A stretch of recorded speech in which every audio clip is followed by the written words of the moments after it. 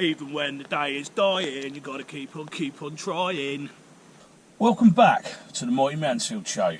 Now today, I'm not at work today, I've got a day off again, and I'm doing a few bits and pieces. I'm trying to organise a camping trip, because usually I do a lot of camping in the summertime, and I just haven't seemed to get round to it this year, like for one reason or not. So the caddy van I'm sat in at the moment is actually a micro camper, but it's not a real one. I built it myself. In fact, I don't even think they make a caddy camper, do they? You can get a professional conversion done, but I've done it myself, and I will do a van tour. A lot of people keep asking for a van tour, which I will do for those who are interested. I'll latch it onto the end of onto the end of a food review that I'll do. It's basic. It's a basic setup. I've got a bed. I've built some shelves, and I've got a jackery that powers a TV and a charger. And that's about it, really. But it's cosy enough, and it's all insulated.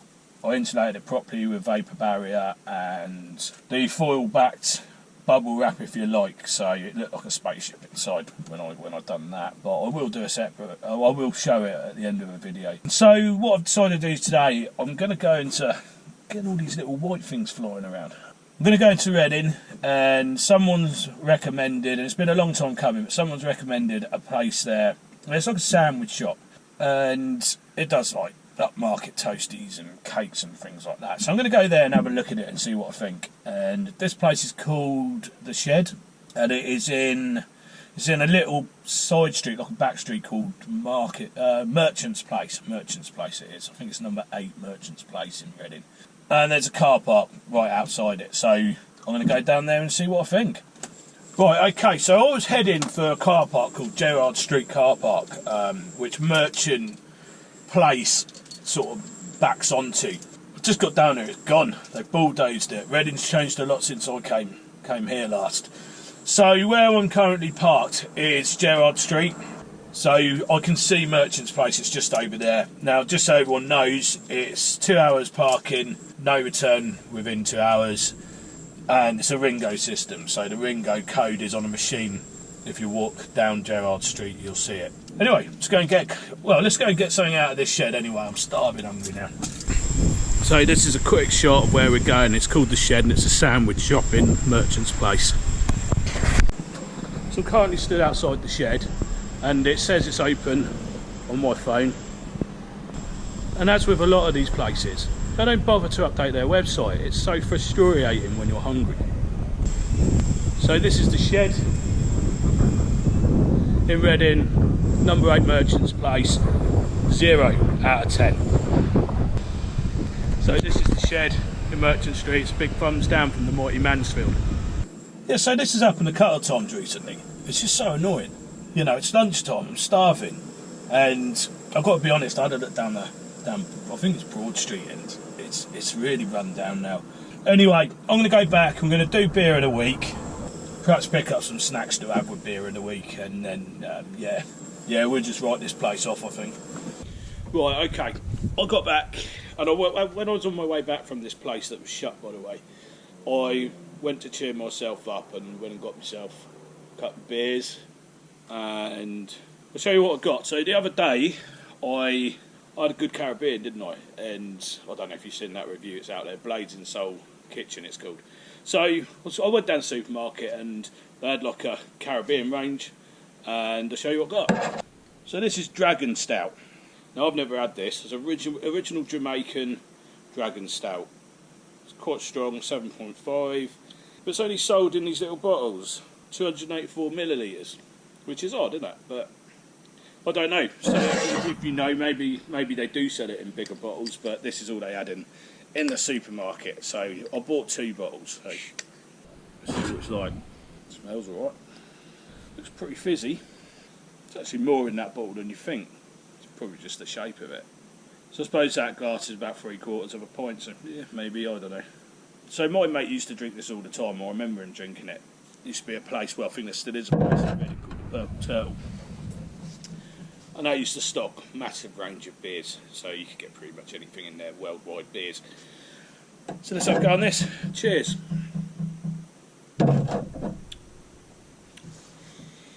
Yeah, I'm not sure about that. And I'm a stout drinker. I like stouts and porters.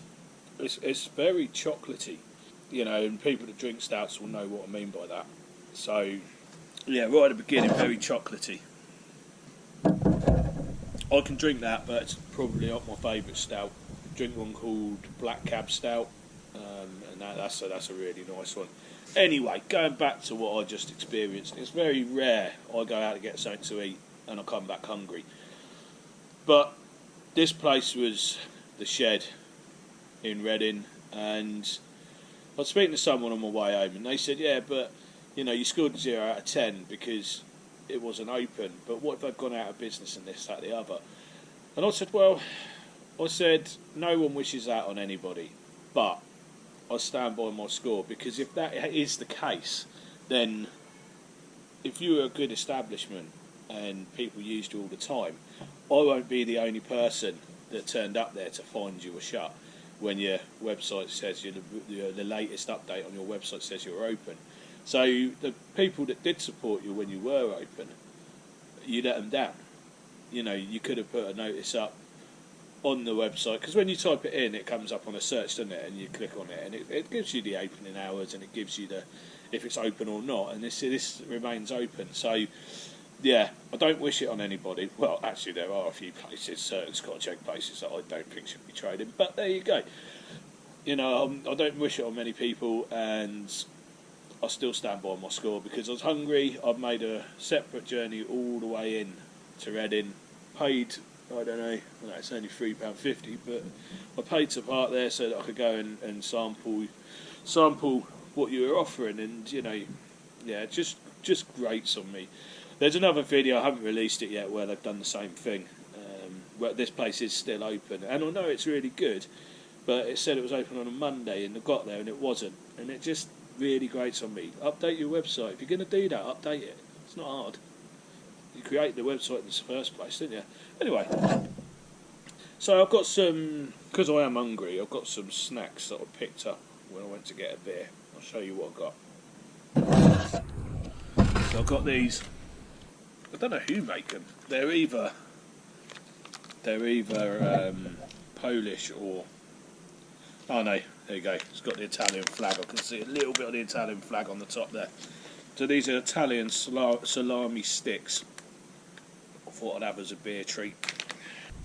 So that's them there. Look. What you'd expect from an Italian salami stick. Cured, like a little bit of salt coming through. Not bad. Not bad at all, actually. Nice little snack to have with your beer, I think. So getting back to the camping. I don't usually go camping in August because it's like a theme park. I went down to Salcombe last year in season and I couldn't walk around it. You're queuing to walk around the streets.